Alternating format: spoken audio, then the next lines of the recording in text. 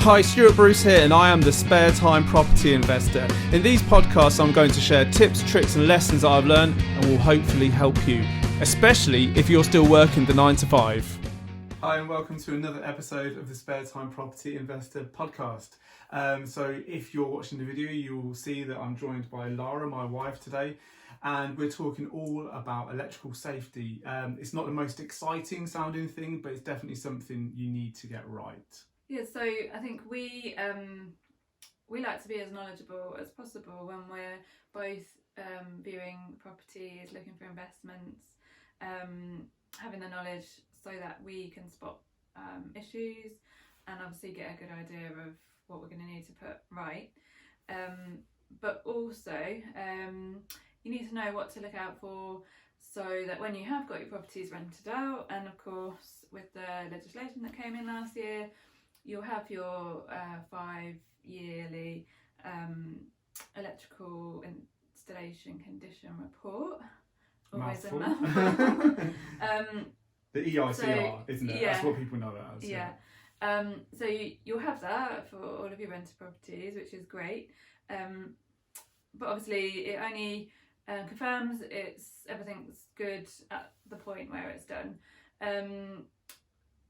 So obviously things can deteriorate, people can damage things, and wear and tear, nothing is going to last forever. So it's about what to look for between tenants when you're carrying out inspections, or when you're doing like annual inspections. So we're just going to go through some main kind of key things that you can look for and spot before they become really, really dangerous, so that you can get them sorted in time. So some things to look out for between tenants and when you're doing your inspections, things like loose ceiling roses and ceiling roses hanging down, and also things like loose sockets and switches. Also cracked sockets and switches, if they're left to deteriorate, they can become very dangerous. And also, have occupants made alterations to how the electrics are being used? Just an example of this, it wasn't one of our properties, but where in a kitchen, the fridge freezer was in a location, and the socket that it was plugged into behind the fridge freezer happened to be kind of at the worktop height level. So the tenants, without knowledge of the landlord, moved the fridge freezer and put a freestanding oven and hob there. So basically the socket was then right by the hob, so it was no longer in a safe location. Which sounds pretty sketchy, to be honest. Yeah, so it's all these little things you might not be aware of. Yeah, and things can change, so it's just about keeping an eye and making sure that although you've got to do the 5-yearly one, a lot can happen in between. Absolutely. Also things like, is there clutter around consumer units? This is especially true if sometimes consumer units are in little cupboards, kind of low down sometimes, and people can put bags, shoes, whatever in there, which just isn't safe.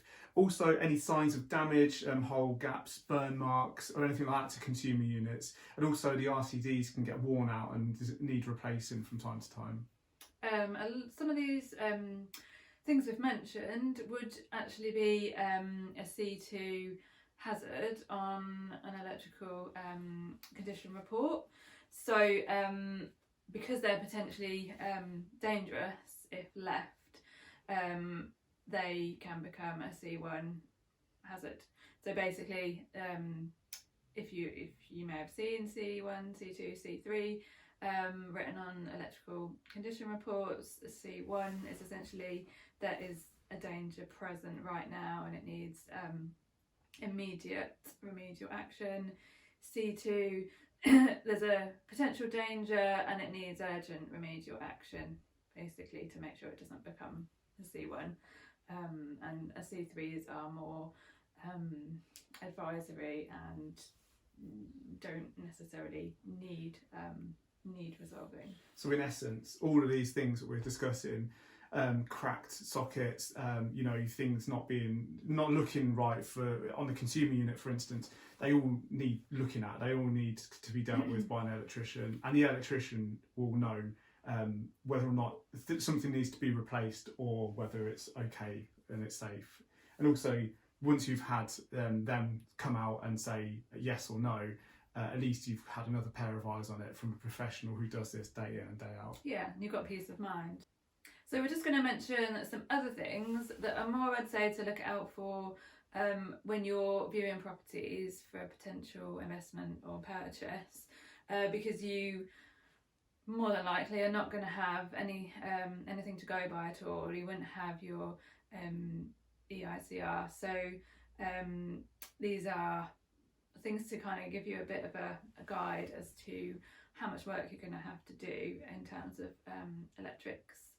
It may be obvious to you if you look at the consumer unit, whether it's very old or kind of modern. As a general rule, cream cables are very old and grey are modern, but there are lots of other things you could look for. I'm always a bit suspicious as well when it's just one black cable and you have those old-fashioned fuses that kind of pop in, pop out. Yeah, so they're gonna tell you that it just is needs old replacing. And that's also an indication that the whole house could need rewiring as well. So then there's a cost. This isn't just safety. There's potentially a cost implication there. If you have a property that you're going to buy, and you kind of, especially sometimes as well. We saw a house the other day, and the sockets looked ancient. No, the light switches and sockets. There was some old and some new, and so then you kind of you almost need to err on the side of caution and think to yourself, yeah, I'm going to have to pay out for a full rewire. Yeah. So at least you know then. Yeah. So grey cables, like Lara was saying earlier, you should never see them outside of the property. They should always be protected or armoured. And things like you should never see indoor sockets outside of the property. Yeah, absolutely. And Lara's brother just bought a house recently, and he's found some indoor sockets outside, hasn't he? Yeah. It's a bit concerning. From the elements. So this stuff does happen, and he'll deal with it. But I mean, if he wasn't so aware, or if people aren't aware that you need to deal with these things, it's sketchy to say the least, really. Yeah. Other things to just check really is the supply, the main feed supply into the property. Is it earthed? Also your gas supply, so where that comes into your property, and also the water supply coming in, are they both earthed separately? Also there are a lot of properties in this country that were built before 1965 that the lighting circuits were not earthed at all. So there's a potential for shock if you have got metal light fittings or switches. So if you have that situation, options are to rewire the whole lighting circuits, or to replace every light fitting with and switch with plastic, so that it's not possible to get shocks off them. Although obviously you have to make sure that if you're then going to rent the property out, a tenant isn't going to then swap a light fitting or something like that. And yeah, so it's a potential risk still. Absolutely. And really, tenants shouldn't be doing those things, but you never know, do you? Things you never know. Happen, don't they? Absolutely. Also, on your consumer unit, obviously we talked about other things, age, etc., to look out for. Ideally, all circuits on your consumer unit should be RCD protected, and you should have 4 to 6 every 4 to 6 circuits protected by an RCD. You might find some are, some aren't. The ideal is that they're all protected, and definitely ground floor must be protected. Why ground floor? Just so people. I think it's something to do with lawnmowers. Is it? Fair enough. I think I kind of thought it might be flooding or something. Because I think it's something to do with lawnmowers. They at some point, I think you were meant to, or you could buy them with an RCD protector where you plug it in, but not everyone did. So I think someone basically at some point mowed over the cable and died. So after that, it became that you had to protect ground floor sort of circuits, because generally you're going to plug a lawnmower into through a window or whatever it is. So it's kind of a way to absolutely. To protect people. And the other thing you should be seeing in the consumer unit is a separate oven circuit.